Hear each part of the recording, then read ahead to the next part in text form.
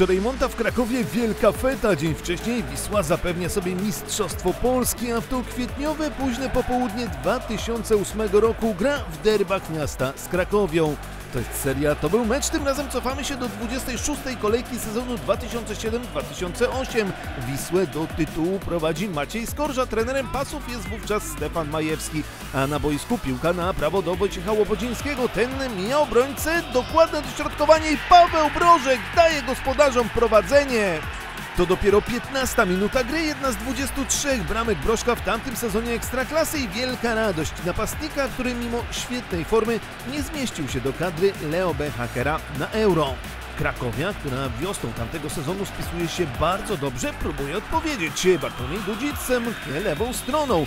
Podaje w pole karne, spore zamieszanie. Czy uda się oddać strzał? Tak, ale Mariusz Pawełek nie musi interweniować, bo Tomasz Moskała uderza wysoko ponad poprzeczką. Celnym strzałem popisuje się natomiast Dariusz Dudka z rzutu wolnego, ale taka próba nie może zaskoczyć Marcina Cabaja. Po przerwie wciąż zbyt wielu sytuacji podbramkowych kibice nie obserwują. Wisła ma przewagę, ale strzały zza 16 Marka Zińczuka czy Radosława Sobolewskiego przychodzą obok celu. A to szybko rozegrany rzut wolny i Przemysław Kulik daje pasom wyrównanie.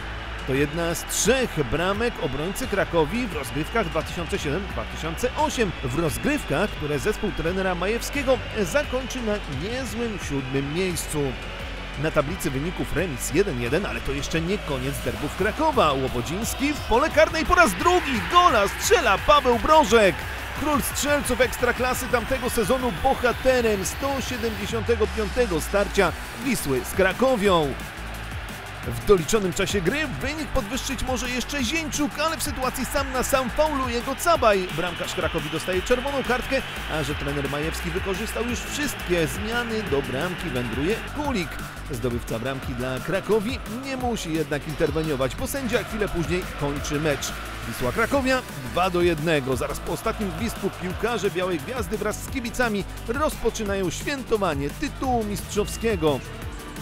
W sezonie 2007-2008 Wisła panuje w Krakowie i w całych rozgrywkach przegrywa tylko jedno spotkanie. Drugą w tabeli Legię Warszawa wyprzedza aż o 14 punktów.